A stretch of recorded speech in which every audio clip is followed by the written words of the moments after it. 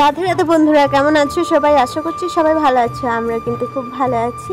আমি মা বাবান মিলা আজকে বেরিয়ে পড়েছি আমার পিসুমনির বাড়ির উদ্দেশ্যে। তো এখন যেহেতু দুপুরবেলা ওই 3টে সাড়ে 3টে মতো বাজে, আর বাবান ঘুম পেয়ে গেছে, মুখটা একদম ছোট্ট হয়ে গেছে ঘুমের চোটে।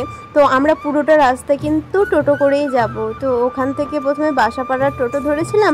তো ওই টোটো বললো যে একদম নতুনহাট পর্যন্ত দিয়ে আসবে। আর এই যে এটা হচ্ছে নতুনহাটের অজয় নদীর ব্রিজ, লোচন দাস সেতু নামে পরিচিত। দেখো নদীতে একদম খালি নেই, সব বালির চর পড়ে গেছে, জল খুব সামান্য রয়েছে।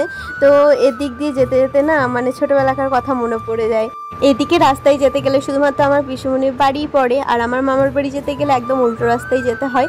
এদিক দিয়ে সঞ্চিতা মামার বাড়িও যাওয়া যায়, মানে নতুনহাট থেকে বর্ধমান দিকে যাওয়া যায়। এই যে সেতুটার নাম। তো ওখান থেকে নতুনহাট থেকে আবার আমাদেরকে অন্য টোটো করতে হতো, কিন্তু দেখলাম বাসটা দাঁড়িয়ে আছে, অনেক দিন বাসে চাপাও হয় না, তাই বাসেই চেপে পড়েছি। ওখান থেকে ওই 10 মিনিট মতো লাগে, তারপর নেমে পড়ে আবার কিন্তু আমরা টোটো করে নিয়েছি। আর এখন আমরা যাচ্ছি একদম পিসুমনিদের গ্রামে। তো এত সুন্দর এই গ্রামটা না, চারিদিকে সবুজে সবুজে ভর্তি, চারিদিকে অনেক মাঠ, তাতে রং বেরঙের ফুল ফল সবজি সব কিছুই আছে। আর পিসুমনিকে দেখতে যাচ্ছি আমরা, কারণ পিসুমনির কিছুদিন আগে ওপেন হার্ট সার্জারি হয়েছে, তার জন্য একবারও আসা হয়নি, তাই চলে এসেছি। আর এই যে ছোটো বৌদিকে নিয়ে এখন আমি চলে এসেছি পুকুরের ধারে। তো বললো যে চলো ওখানে সবাই আছে, একটু দেখা টাকা করবে। তো এখানে এই যে সামনে এগোচ্ছে, ওটা হচ্ছে আমার বদ্দার মেয়ে। তো আমরা দেখো কত লোকজন এখানে রয়েছে। এদিকে একটা পিসুমনির মেয়ে, সেও এলো, একটু কথা বললো। তারপরে আমরা এখানে কিছুক্ষণ কাটালাম সন্ধ্যের পর। তারপরে কিন্তু আমরা আবার বাড়ির পথে রওনা দিয়েছি। তো পিসুমনির বাড়িতে এখন চলে এসেছে। আর এটা হচ্ছে আমার বড়দার ছেলে। আর এই যে বড়দার মেয়েটা দেখলে সামনে যে বসে রয়েছে, ওটা আমার বোনজি হয়, আমার দিদির মেয়ে।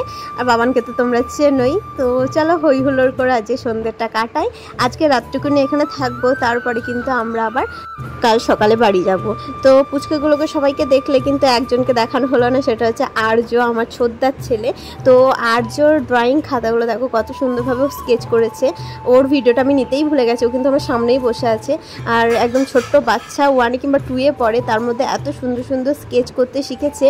মানে ওর হাতের আঁকাগুলো আমি যতবার আসি ততবারই দেখি, আমার খুবই ভালো লাগে।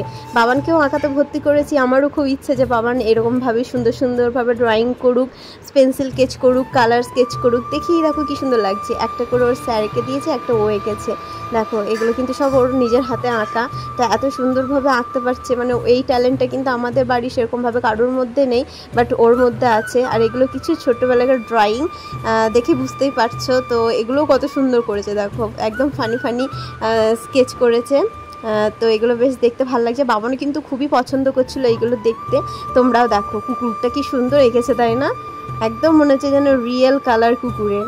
তো এদিকে ব্যাট বল, আরও অনেক কিছু, পেনদানি, তারপর একটা বার্গারও আছে, দেখো জুস বার্গার সব কিছুই এখানে আছে। ওই আমাকে দেখিয়ে দিচ্ছে, দেখো কি শুনে এইগুলো এঁকেছি।